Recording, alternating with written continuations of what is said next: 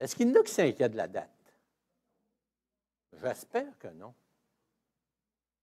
Parce qu'on n'a pas à s'inquiéter, le Seigneur va revenir. C'est ça qu'il veut qu'on sache. Quand il va revenir, c'est son problème. Non, c'est vrai, c'est tout est décidé d'avance. Quand même, je m'inquiéterais, là. Mais il y a des choses qu'on se pose des questions. Moi, j'ai beau savoir que le Seigneur revient chercher son Église. J'ai beau savoir que, comment est-ce que je dirais ça, que je n'ai pas à savoir la date, le jour, l'année. Mais, vous savez, au travers des années, il y a eu beaucoup d'argumentations qui sont sorties dans l'Église. Est-ce que l'Église est enlevée avant les tribulations, pendant les tribulations ou après les tribulations? Je ne sais pas si vous êtes posé la question, mais moi, je sais comme pasteur depuis 35 ans, il y a beaucoup de chrétiens qui se posent la question, qui sont dans l'épouvante. Ils sont dans la crainte. Ils ne savent pas quoi penser. Mais avant de débuter, on a pris la peine de faire une distinction, nous autres ici dans cette Église. Et peut-être vous allez déroger de mon opinion ce matin. Vous avez le droit. Vous savez, c'est ça la beauté de l'Évangile. On peut avoir des opinions différentes sur certains sujets. Mais il y a des sujets qu'on ne peut pas avoir d'opinion. That's it. Peu importe la dénomination. Vous savez, nous autres, on fait partie d'une organisation pentecôtiste. On n'est pas exclusif pour l'annonce de l'Évangile. Amen. Il y a d'autres organisations qui prêchent l'Évangile de Jésus-Christ avec des dogmes. Des dogmes, c'est-à-dire un fondement, des choses qu'on ne peut pas changer dans la parole de Dieu. Le fondement principal, Christ est venu sur cette terre, il s'est dépouillé de sa gloire, il s'est rendu comme un simple homme, il a marché sur cette terre, il a été crucifié, il a versé son sang, il est ressuscité et il va revenir chercher son Église. Et tous ceux qui croient dans ça, peu importe l'Église qu'ils font partie, si cette Église prêche ça, ils sont sauvés par grâce. Amen. On est clair là-dessus. Amen. Parce qu'après ça, on peut avoir des opinions différentes. Saviez-vous qu'il y a des chrétiens qui ne mangent pas de viande? Mais ce n'est pas parce qu'on a sorti le végétarien, puis on a sorti le vegan, là, puis, ils vont en sortir encore. C'est parce qu'eux autres, ils ont une conviction qu'il ne faut pas manger de viande. Et moi, je respecte ça. Pas de trouble avec ça. Moi, je mange de la viande. Vous savez, le midi, un bon steak, là. Allez, on ne commencera pas, on va avoir faim. Mais on peut avoir des opinions différentes, la parole de Dieu nous le dit, et c'est ça qui est de merveilleux.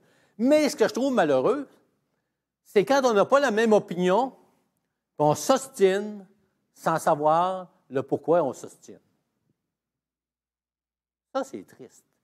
Et dans les églises chrétiennes évangéliques, peu importe la dénomination, ça arrive souvent. Quand on a une opinion, on doit être capable de dire pourquoi on a une opinion, puis l'autre devrait être capable, être en mesure d'écouter nos arguments et pas se battre. On se comprend? Et gloire à Dieu. Amen. Et là, on va parler de avant, pendant et après. Pourquoi est-ce que tu parles de ça, pasteur? Mon idée est faite. Est-ce qu'on peut changer d'opinion des fois? Hein? Aujourd'hui, ce n'est pas une question de vous faire changer d'opinion. C'est que vous ayez un cœur rassuré sur ce que la parole de Dieu nous dit. Amen. Ah, c'est ça qui est de merveilleux dans la gloire de Dieu. Amen. Bon, là, on parle de l'enlèvement de l'Église, avant, pendant ou après. Pourquoi est-ce que ça a sorti dans nos églises, ça? C'est parce qu'il va y avoir des temps d'effroi. Des temps où il va y avoir une grande détresse. Il va y avoir des grandes tribulations. Et ça, tous les chrétiens sont d'accord avec ça. Parce que la parole de Dieu nous parle d'une brève période terrible de jugement de la part de l'Éternel. le jour de l'Éternel. Alléluia. Mais c'est quoi ça? Bien, c'est une période qui va précéder, et là encore, je dis qu'il va précéder le règne de l'Antéchrist. Amen. Et on va voir pourquoi est-ce que nous autres, on a parlé qu'il y avait deux événements bien distincts. Il y a le fait, on a dit la semaine qui précédait, et vous allez voir au travers de tout ce qu'on va parler ce matin, qu'il y a un lien. Hein? Et dans la parole de Dieu, c'est intéressant de voir qu'il y a des liens. Amen. Si vous lisez juste l'Apocalypse, vous allez dire, c'est du chinois. Hein? Pour comprendre des portions de l'Apocalypse, il faut voir des portions du Nouveau Testament et des portions de l'Ancien Testament. Amen. Il y a trois positions dans les églises évangéliques. Et peut-être vous n'êtes pas au courant, mais au travers les siècles, ça a changé. Il y a des positions qui sont plus aujourd'hui, qui paraissent plus, et que vous allez découvrir que peut-être dans 5 ans, il y a beaucoup de chrétiens qui vont avoir changé de position parce qu'ils vont avoir entendu « Ah, cette position-là, on ne le savait même pas. » Puis là, bon, on a une autre position. La plus courante, c'est l'Église n'est pas... l'Église ne passe pas avant, dans les grandes tribulations, elle est enlevée avant. Amen? Amen? Alléluia. Ah oui, c'est ça, hein? Moi, j'avais connu un que celle-là quand je suis venu au Seigneur. Je ne savais pas qu'il y en avait 2 autres au commencement. Et par après, bien, regardons ça, toi.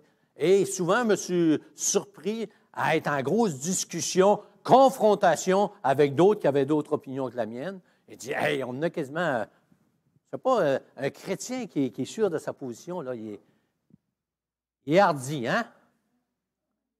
Hey, des fois, on monte le point sans s'en rendre compte. Hey, c'est ça! Et là, on va voir ça neutre ce matin. Vous ferez votre opinion. Amen. Ça n'a pas marché? Il n'y a rien qui se passe. C'est pas grave. Amen. Donc, on va regarder la première position. L'Église enlevée avant la grande tribulation avait ces temps de détresse où ça va être épouvantable. Et lorsqu'on regarde ça, vous savez, moi, je ne veux pas passer à travers tout ça. La première réaction d'un être humain, c'est ça. C'est sûr. Je ne veux pas passer à travers des tribulations. Mais pourquoi? Pourquoi je ne veux pas? Pourquoi je dis ça? Bien, la première des choses, cette position, c'est parce que l'Église n'est pas destinée à la colère de Dieu. On est sous la grâce du Seigneur. Amen. Donc, si Dieu nous a fait grâce, il nous a pardonné nos péchés. Amen. Et la plus grande grâce, on regarde toujours du point de vue humain, nous autres. On regarde ça, puis les tribulations qu'on voit dans la parole de Dieu, on ne veut pas passer à travers tout ça. L'Église va être enlevée avant. Mais la plus grande des tribulations, c'est l'enfer pour l'éternité. Oh, j'ai dit encore quelque chose, le mot enfer, qu'on essaie d'enlever de notre vocabulaire chrétien aujourd'hui. Mais l'enfer existe et le ciel existe. Amen. Et ce que Dieu veut, c'est qu'on passe l'éternité avec lui. Mais entre-temps, qu'est-ce qui se passe? On va avoir un cœur rassuré ce matin. 1 Thessaloniciens, chapitre 1, versets 9 à 10. C'est là que je parle d'argumentation à partir de la parole de Dieu. Je ne parle pas de philosophie, je dis qu'est-ce que la parole de Dieu nous dit. Car on raconte à notre sujet quel accès vous avez eu auprès quel accès à notre sujet nous avons eu auprès de vous et comment vous vous êtes convertis à Dieu en abandonnant les idoles pour servir le Dieu vivant et vrai. Amen. Et vrai. Pas vrai, mais vrai. Parfois, on est vrai, mais là, il dit vrai. Hein? Donc, il parle à qui, là? Il parle à des gens qui ont fait confession, qui se sont convertis. Ils ne se sont pas convertis à une église, ils ne se sont pas convertis à un pasteur, ils se sont convertis à la personne de Jésus-Christ en recevant le salut par grâce. Amen. Alléluia. Pour servir le Dieu vivant et vrai. Parce qu'avant ça, notre Dieu était mort. Il était sur une croix, il était attaché là, puis il ne bougeait plus. Mais lorsqu'on a donné notre vie au Seigneur, on sait que ce Dieu est vivant. Amen. Et qu'il agit encore aujourd'hui. Alléluia. pour attendre des cieux son Fils qui l'a ressuscité des morts, Jésus, qui nous délivre de la colère à venir. Amen.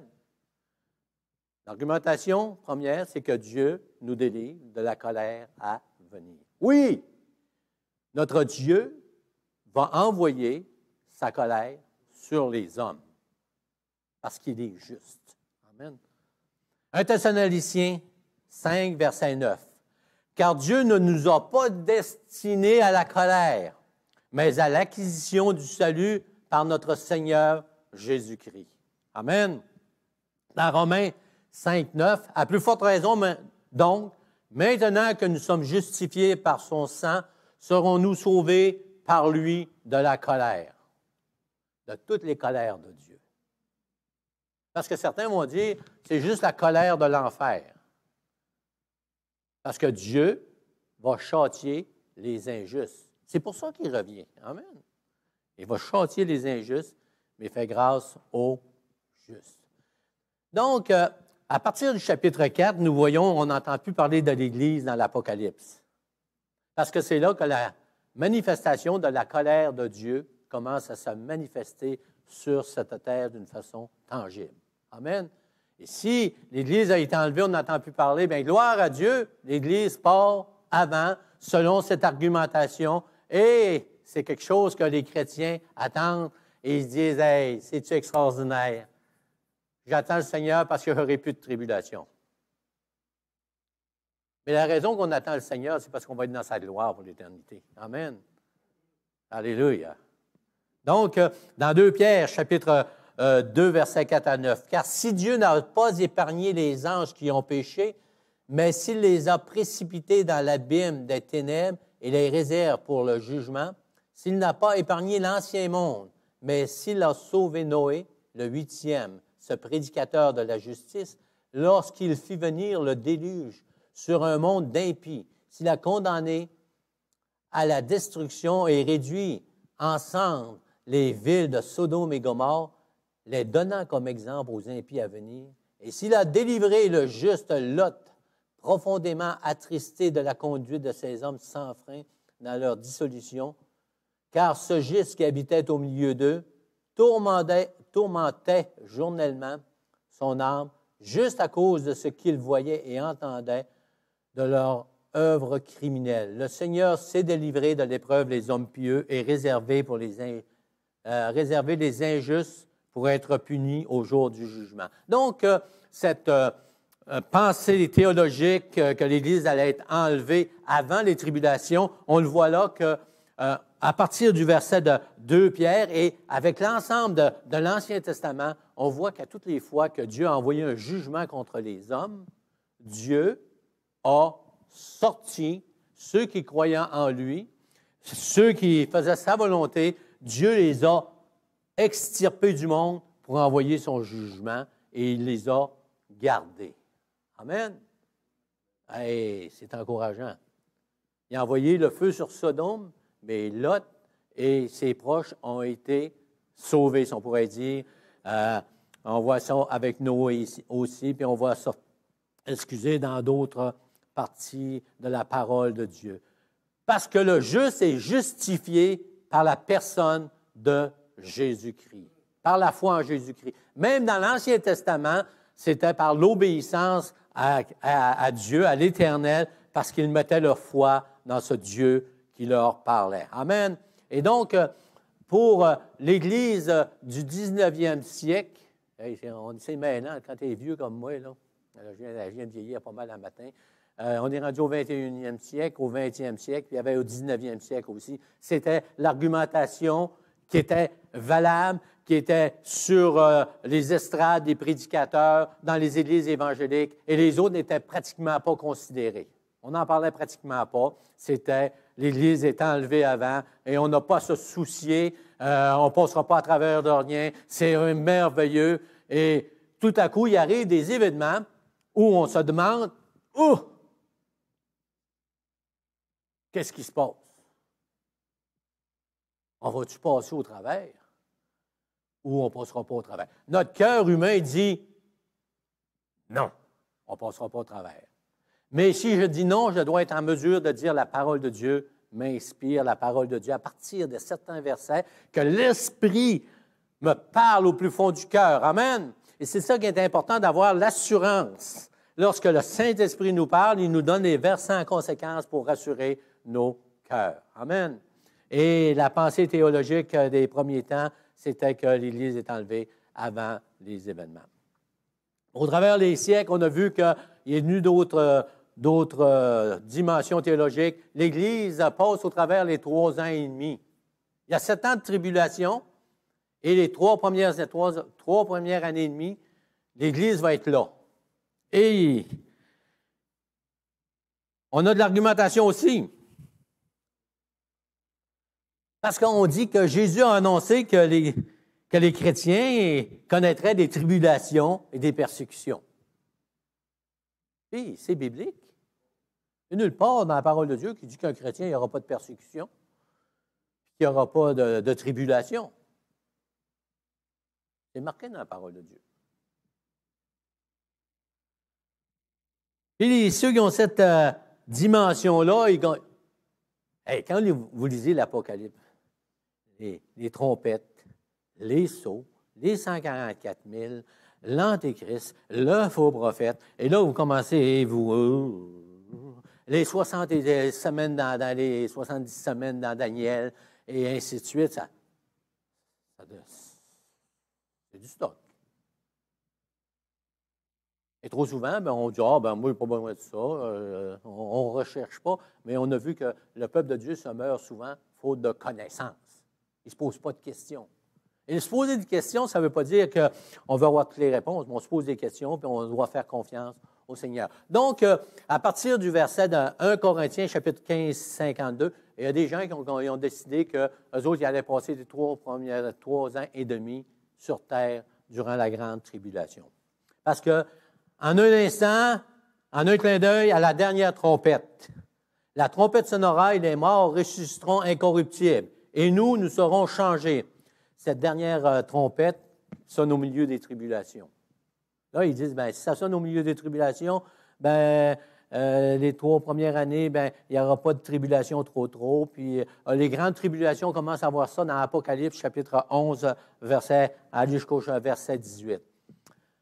Et ça dit, au verset 11, 18, dans l'Apocalypse, « Les nations se sont irritées, et ta colère est venue, et le temps est venu de juger les morts, de récompenser tes serviteurs, les prophètes, les saints, et ceux qui craignent ton nom, les petits et les grands, et de détruire ceux qui détruisent la terre. » Bon, on voit que les partisans de cette doctrine-là, ils prétendent que la 7e trompette ne constitue pas la manifestation de la colère de Dieu. Et là, ils commencent toute une argumentation qui est toujours valable un petit peu en soi. Les autres, ils soutiennent que l'Église va connaître les 3 premières années et demie, ce n'est pas la colère de Dieu, c'est la colère des hommes. C'est la colère des hommes. Ils font une différence entre la colère de Dieu et la colère des hommes. Et combien de fois on fait ça, nous autres, dans tous les domaines? Bien des domaines de nos vies, on va dire, ça ne peut pas être de Dieu, c'est Satan. Ça ne peut pas arriver que Dieu fasse ça. Mais Dieu le permet. Comprenez ce que je veux dire?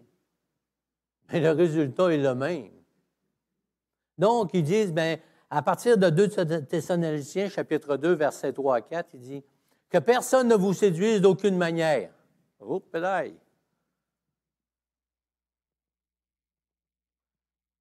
La séduction, comme on a dit, elle vient aussi dans nos églises. Et la séduction, elle est subtile. À quoi ça sert la séduction? Vous allez dire, c'est pour nous amener dans l'erreur. Mais surtout, la séduction est là pour que nos cœurs soient tout croche. Qu'on perde la certitude, qu'on enlève le regard sur ce que Jésus a fait sur la croix et d'avoir un regard sur l'humanité, sur les événements qui sont là, et à partir de là, bien, on pose des diagnostics. Que personne ne vous séduise d'aucune manière. Il faut que l'apostasie soit arrivée auparavant et qu'on ait vu paraître l'homme du péché, le fils de la perdition, l'adversaire qui s'élève au-dessus de tout ce qu'on appelle Dieu ou de ce qu'on adore, jusqu'à s'asseoir dans le temple de Dieu, se proclamant lui-même. On va résumer la pensée du deuxième groupe. La pensée du deuxième groupe, c'est que durant ces 3 ans et demi, les 3 premières années, l'Antéchrist va faire son chemin. C'est-à-dire qu'il va établir ces choses. Ça va être la paix sur la terre. Parce que lui, avant d'amener la bisbille, il faut voir qu'il gagne le monde. Qu'il prenne le monde sous son emprise avec la paix. Mais la paix, vous savez-vous, moi je sais une chose avec les Écritures. Aussi longtemps que je ne serai pas dans la présence de Dieu sur cette terre ou que Jésus-Christ ne sera pas revenu, il n'y aura jamais de paix sur la terre totale. Et trop souvent, on s'en va avec ça et on amène des choses en voulant bien faire. Il y a des chrétiens qui disent qu'ils vont changer le monde et que la paix va venir sur la terre.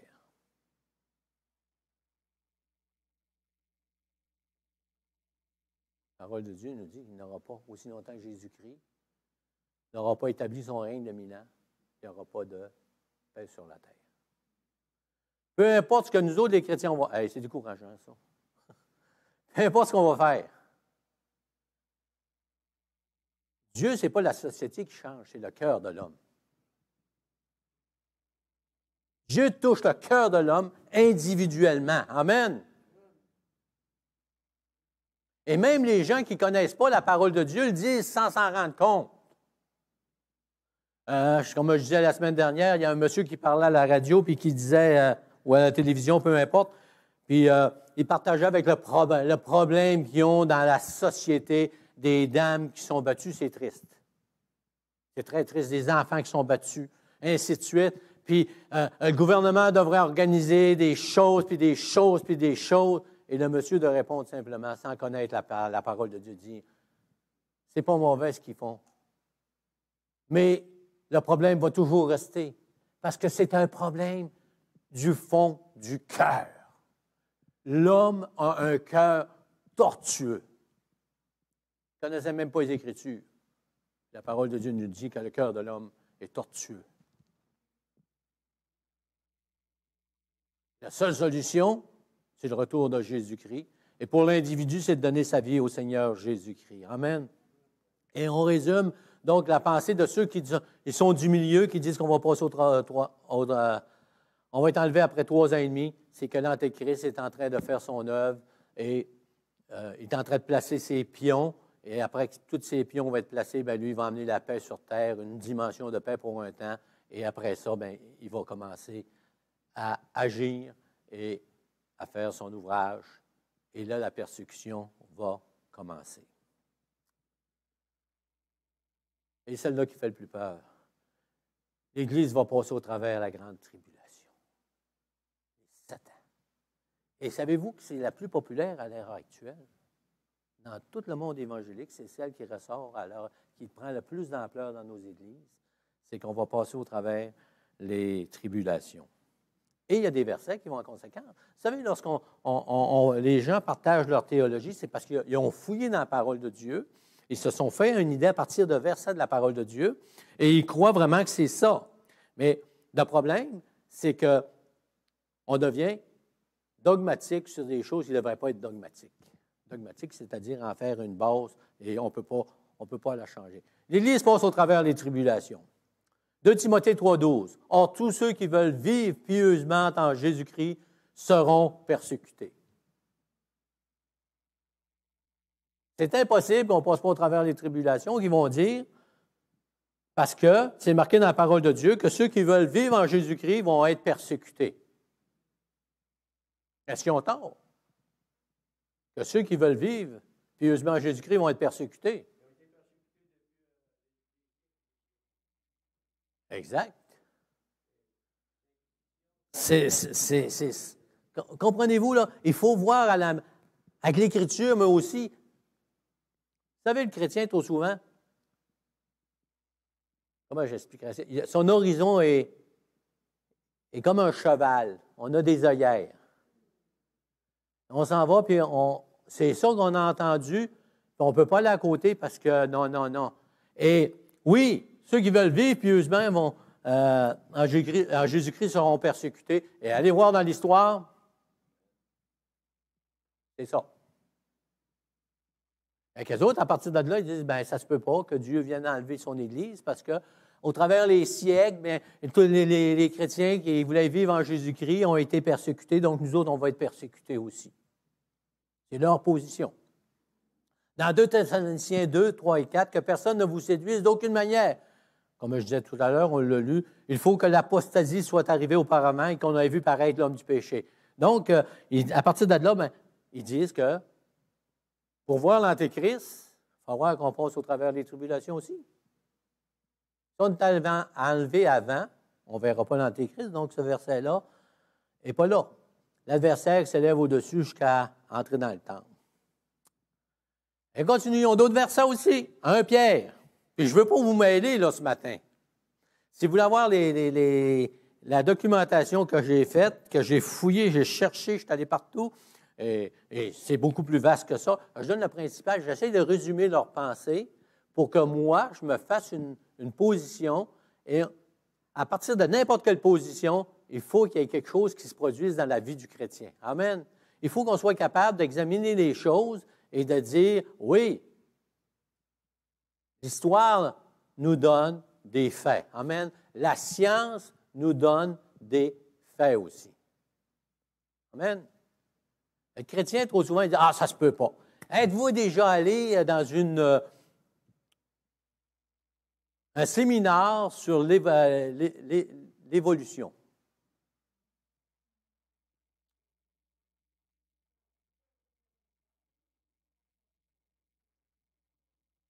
L'évolution. Dans les années 90, il y a un monsieur qui donnait une conférence une fin de semaine sur l'évolution. L'homme et l'évolution. C'était un docteur, il était docteur de l'Université McGill, un scientifique, chrétien, évangélique, pentecôtiste.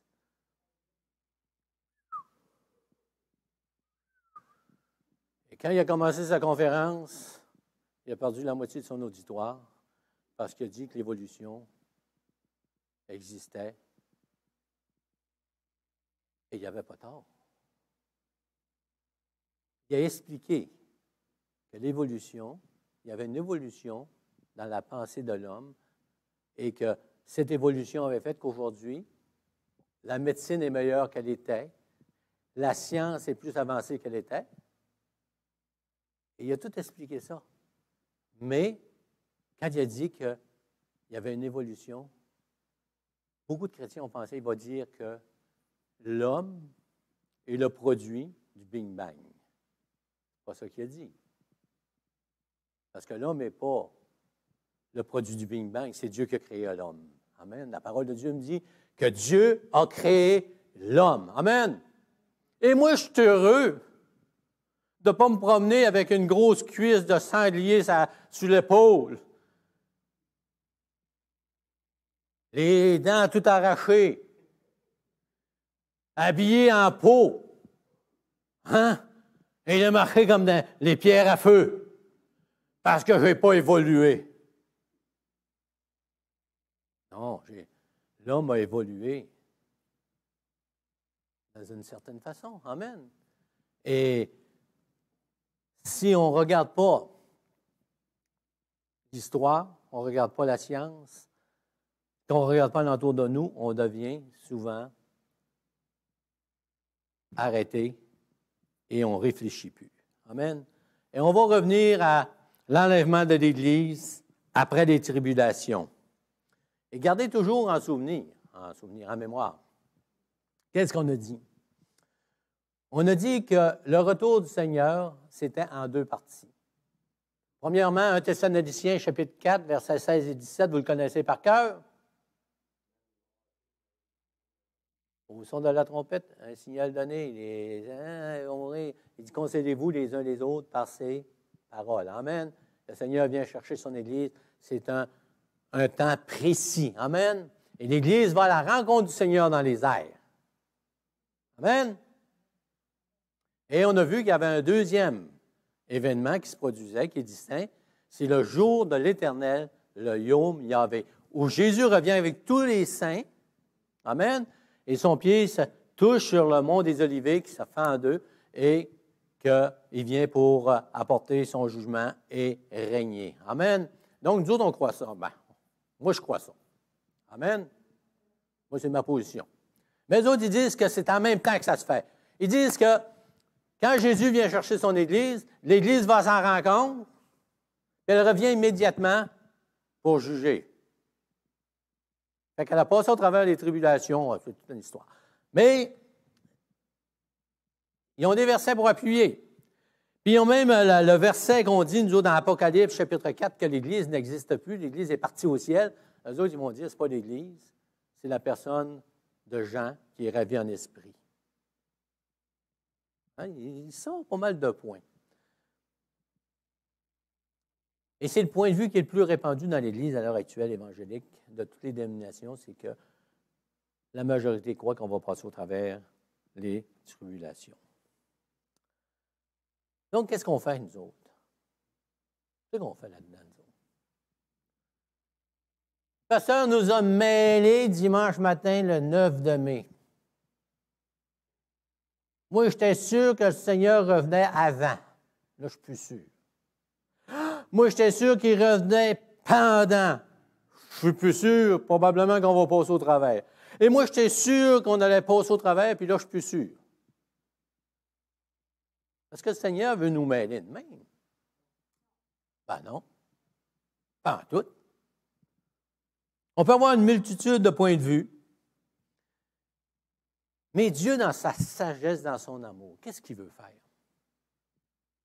Il veut qu'on soit des témoins fidèles. Amen. Avez-vous déjà témoigné du retour de Jésus-Christ? Amen. Et quand est-ce qu'on a fait ça?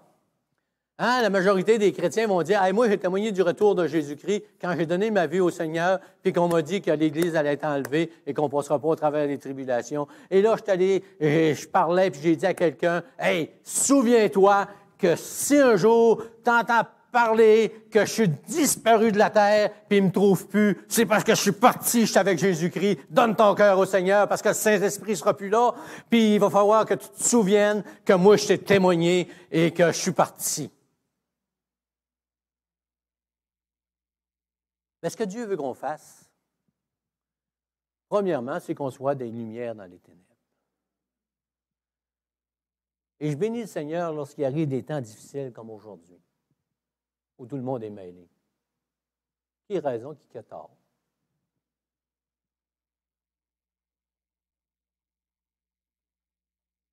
La pandémie n'existe pas. C'est une fausseté. C'est l'œuvre du diable. Ben, si c'est ça, c'est un bon moyen de témoigner, mais avec la sagesse de Dieu. Mais si la pandémie est permise de Dieu,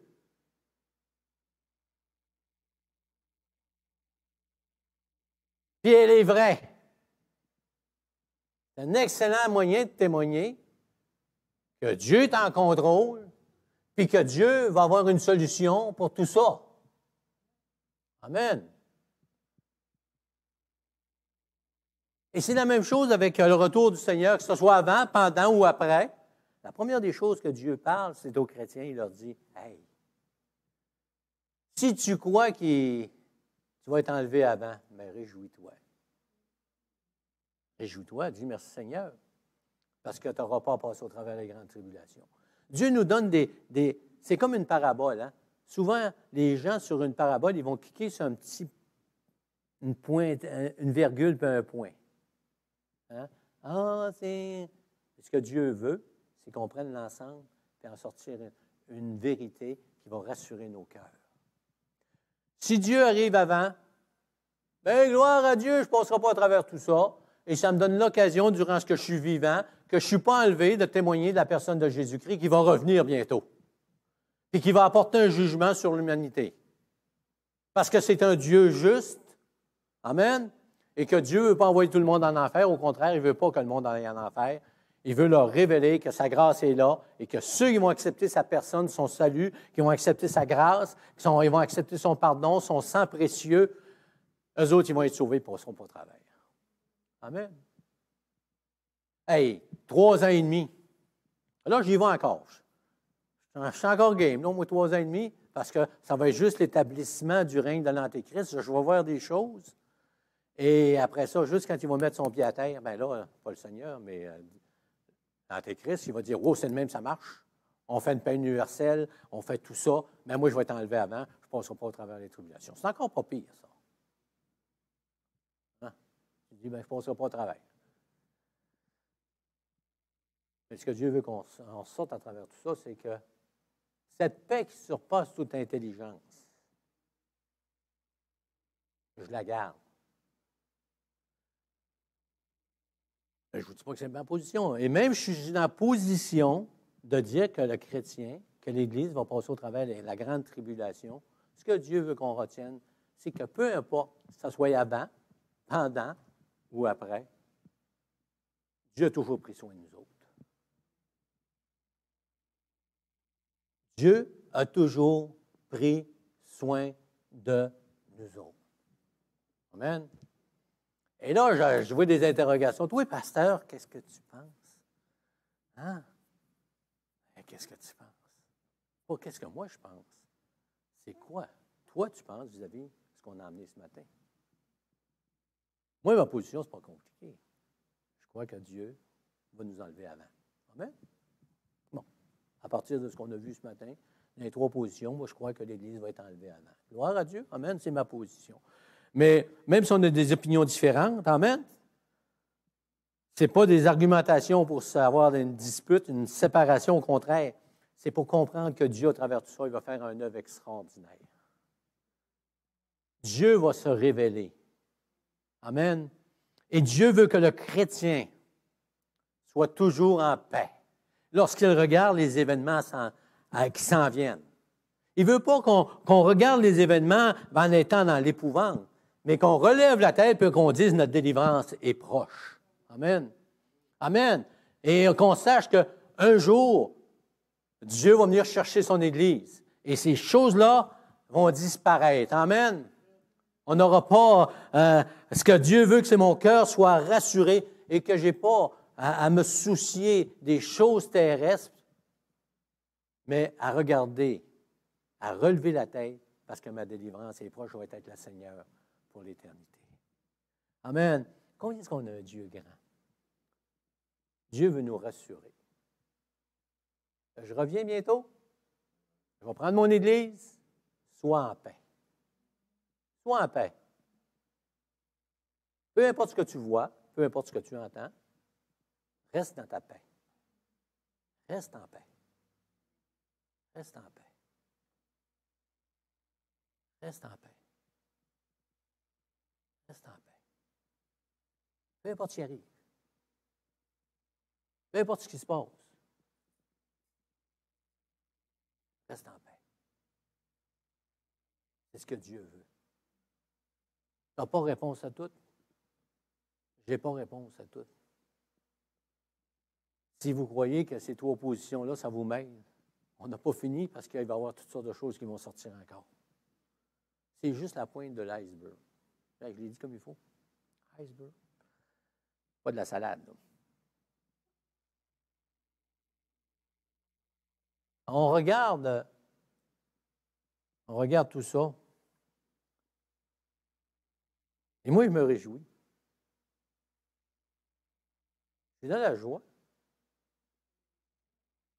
Moi, je suis dans la joie. Lorsque je vous dis que le Seigneur est en train de tout orchestrer sa venue. Amen. Et moi, je suis dans la joie. Je ne suis pas dans la crainte, là. Peu importe où je suis rendu, je ne me soucie même plus si je vais être parti avant, pendant ou après. Je dis, Seigneur, je te fais confiance. Je n'ai pas de temps à perdre, moi, pour avoir de la confusion dans mon cœur, puis être dans la crainte, à dire non, Seigneur, tu es mon Dieu, tu es mon souverain, tu règnes, tu es en contrôle sur toutes choses, Seigneur. Alléluia. Gloire à Dieu, c'est ça que je veux regarder. Oh, je vais entendre des théologies, je vais entendre des choses. Je vais lire des affaires des fois. Je vais aller dans des conférences parce qu'il va y en avoir des conférences. Et peut-être je vais sortir plus mêlé que je suis rentré. Mais ce que Dieu veut, il ne veut pas que je sois mêlé, il veut que je garde ma paix. Peu importe les arguments qu'on me donne, que je sois en paix devant le Seigneur. Dieu, tu m'aimes. Dieu, tu m'as pardonné mes péchés. Dieu, tu reviens chercher ton Église. Amen. Et ça va être notre délivrance. Alléluia. Et je vais revenir sur la nuée avec toi parce que ta parole me le dit. Amen. Je ne commencerai pas à regarder les événements.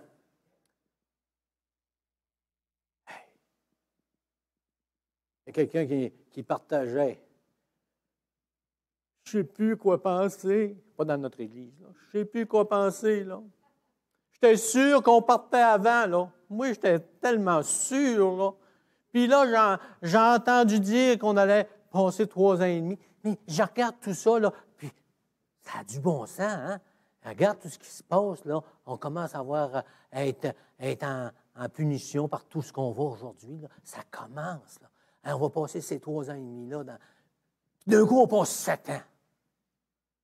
C'est épouvantable, ça. Vivre demain, je ne suis pas capable. Fatigant, ça. Est-ce que Dieu veut qu'on marche la tête basse? Il dit, relève la tête. Prends l'ensemble. Jésus revient bientôt. Amen. Tu ne sais pas quand est-ce. C'est pas grave. Il revient. Amen. Il dit, hey, garde la tête haute, réjouis-toi, tu es sauvé. Amen.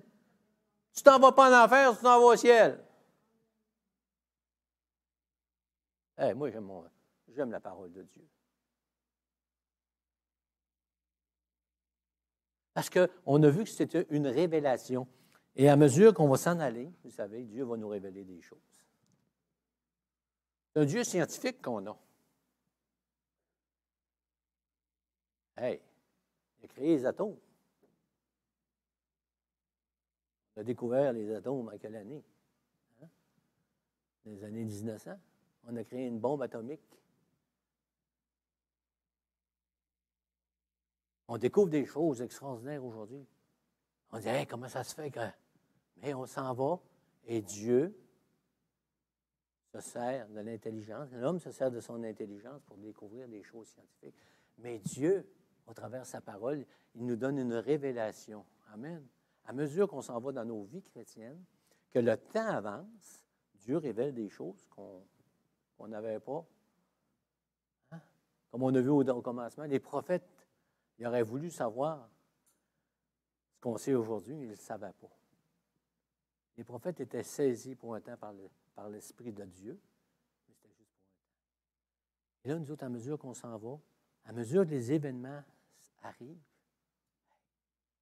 c'est merveilleux, hein? Dieu est en train de placer des choses que je me demandais il y a 25 ans, 30 ans. Comment est-ce que ça... Hein? Hey!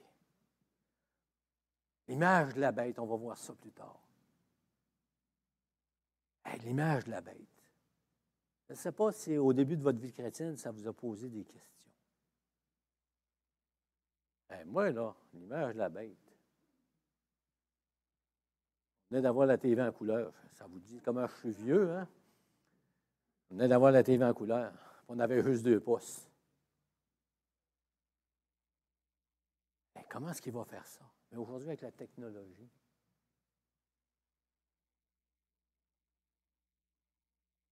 il peut apparaître n'importe où. Ah oui, la technologie. C'est rendu spécial. On commence à se poser, à avoir des réponses sur des choses que je me posais il y a 46 ans quand j'ai accepté le Seigneur, qu'aujourd'hui, j'ai des réponses. Je dis, hey, avec la technologie, il peut apparaître n'importe où. C'est vrai. Mais à travers tout ça, gardons les yeux sur le Seigneur. Et Dieu va se révéler en chemin. Amen. À mesure qu'on va prendre de l'âge, à mesure qu'on va s'en aller jour après jour, Dieu va se révéler de façon différente, qui vont nous éclairer, parce que Dieu connaît l'avenir, il connaissait le présent, il connaît le présent, puis il connaissait le passé. Il est d'éternité en éternité.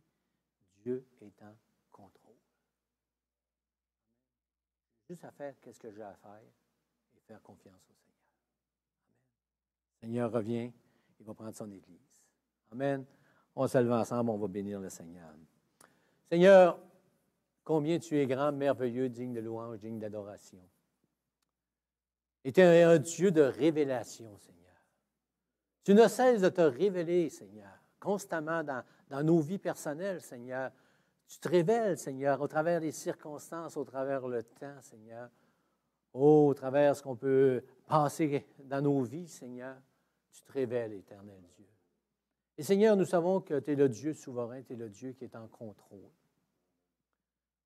Mais ce que tu veux, Seigneur, pour tes enfants, c'est qu'on soit en paix. Une paix qui surpasse toute intelligence. Peu importe ce qui arrive à côté, à gauche, à droite, Seigneur. Peu importe si, Seigneur, ça s'est tout est ébranlé alentour de nous. Seigneur, que nos cœurs soient en paix, que nos cœurs soient rassurés, parce que tu es fidèle, Seigneur Jésus. La parole nous dit que tu es le Dieu d'abondance, tu es le Dieu qui pourvoit, tu es le Dieu qui prend soin, Seigneur, éternel. Que chacun de nous, Seigneur, on apprenne à simplement te faire confiance. Et ne pas se laisser emporter, Seigneur, à gauche et à droite, Seigneur, mais de garder les yeux sur toi, Seigneur, sachant, éternel, que notre éternité est dans ta présence, Seigneur, parce que tu nous as aimés le premier. Seigneur, je sais qu'on est diffusé, Seigneur, sur le web, et peut-être qu'en ce moment, il y a des gens qui sont découragés. Il y a des gens qui regardent les événements et ils disent quand est-ce qu'on va sortir de tout ça? Est-ce que ça va aller en empirant ou pas? Mais Seigneur, ce qui est important, c'est qu'ils puissent saisir, et que toi qui écoutes, tu puisses saisir ce que le Seigneur t'offre. Une paix qui surpasse toute intelligence. Et la seule façon, c'est de donner ta vie au Seigneur, de reconnaître que tu es un pécheur et que le sang précieux de Jésus-Christ qui a été versé sur la croix du Calvaire te pardonne et te délivre de la colère de Dieu. On te bénit, Éternel, pour ce que tu fais. Et merci pour ton Saint-Esprit qui touche les cœurs encore aujourd'hui. On te donne toute la gloire et toute l'honneur, Seigneur. Et le peuple de Dieu dire Amen. Dieu vous bénisse abondamment. Et les mamans, bonne fête des mères encore.